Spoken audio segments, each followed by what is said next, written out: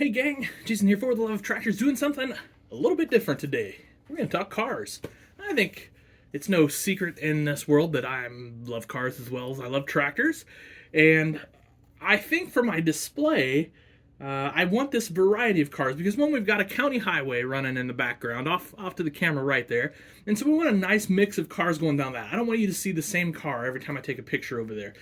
So I've been kind of collecting various cars that I can get for a reasonable price over the years. Plus, we've got Dogtown Ag, which employs quite a few people and will need quite a few cars there. So part of the goal is to get cars that are common, that you'll see out on the road, versus maybe like the really crazy tricked out Hot Wheels stuff. Now, of course, on Dogtown Ag, they also do a little car collecting. So there's some classic cars and things like that around too, which I think I've shown you guys before, and you'll see more of them in the future.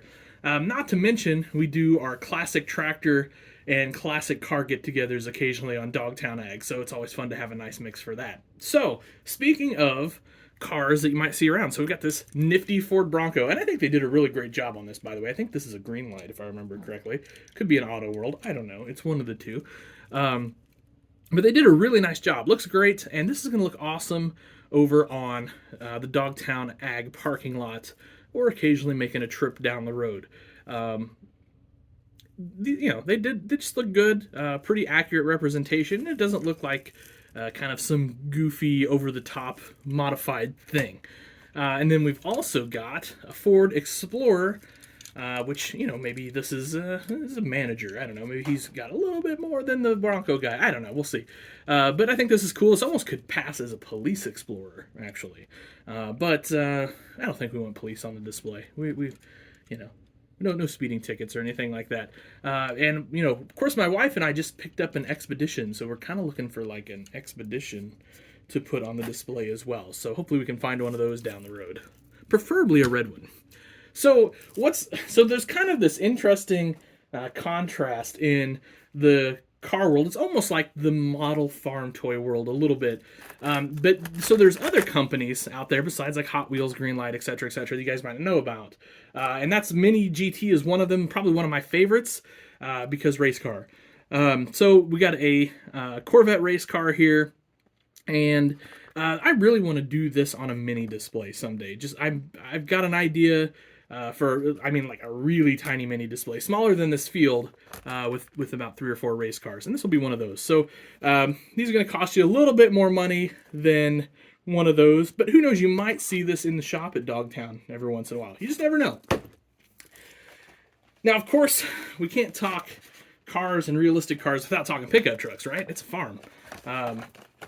So I love that Greenlight has the showroom series. So they're not modified. This is basically, you pick them up off the showroom. We've got a Tahoe, and then over here we've got a Silverado, and I love the camper shell on the Silverado. I think that's super cool. I think camper shells are kind of underrated in today's world. You don't see them too much, but they're pretty sweet, great for hauling things that you don't want to get the weather on. So anyway, you're gonna see these definitely making the rounds at Dogtown, probably Dogtown Ag in particular, over the next year or two or so.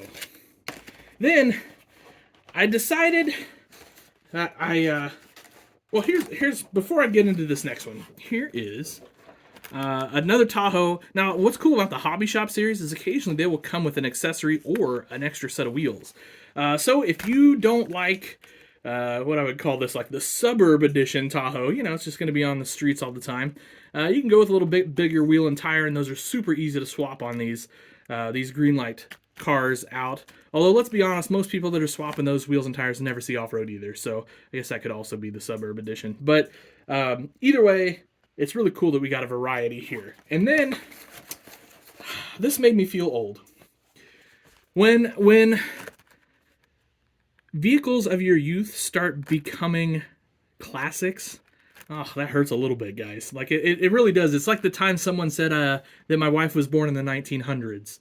And, that hurts because we're not that old. I still feel 20 years old, even though I'm double that in some. But anyway, super awesome K5 Blazer. This is lifted. Another Greenlight piece with the topper back here, which I just think, it just makes it look super cool. But anyway, we'll find a place for that over on Dogtown as well. You could definitely see one of the shop guys rocking this thing as a daily. I know I could. I know I would if I could too. And then, so I kind of wanted to turn your attention. So green light, things like that, you're going to find occasionally at Hobby Lobby, but mostly at toy shows or online. But don't overlook like Matchbox, which you can find at like Walmart or Target or Walgreens or pretty much any of those places. And they have real potential if you're looking for some kind of everyday cars that you just need as background on your display, or maybe your farm has one or two. So we've got this really cool Toyota here. What is this, a 4Runner? And it's pretty nicely detailed. Now, of course, the downfall with Matchbox is always going to be the wheels and tires, but it's not like, one, these aren't terrible, but two, it's not like you can't swap those out super easy, especially with today's 3D printing technology. I mean, half the guys listening to this probably have a 3D printer at home, and you can have new wheels and tires for this thing in about 2 hours. So always an option. So if you're looking for a specific vehicle, like say a Matchbox or say a Toyota 4Runner, but you go, those wheels are terrible, keep in mind, that's an easy fix. And then what we got here? We got a Ford Mach-E Mustang. So I know you traditional Mustang guys, your heads all just exploded because we have an electric SUV Mustang. But I'm not going to lie, these things kind of look cool.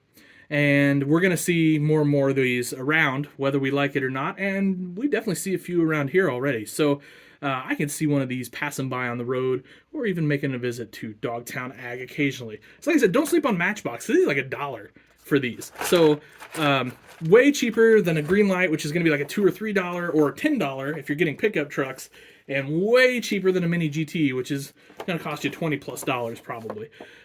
And then you can even occasionally find cases like this. Now I've got this sideways, but this is really cool. So I mean, like, speaking of going back to my youth, so we've got this awesome woodside Wagoneer here, Jeep.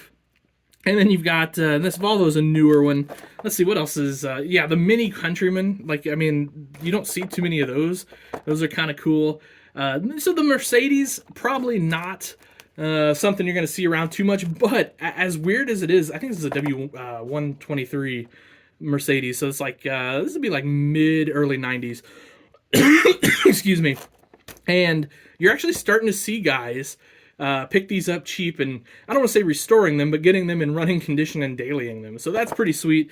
And then you've got we don't have the Austin Healey. This is actually an Austin Mini over here in the U.S. too much, but it's kind of cool.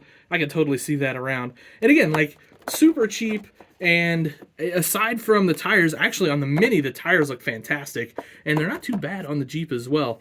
But aside from the tires, just a quick swap on those, you'd really have some pretty nice looking vehicles for your display. So anyway, that's kind of the whole point of this video, is just to show you you can get, it's the things that, how do I put it? It's the things that maybe aren't necessarily farm, that will fill out your display, will kind of make it look lifelike, make it look real, make it look inhabited, if you will. And so I think it's things like that, like just average cars, a Ford Bronco and a Ford Explorer sitting on your display or something like that. They just add a little bit of realism and kind of give it a little something else that many displays are lacking because they don't necessarily have those elements. So, all right, guys, thanks for watching. Have an awesome day and happy tractor hunting.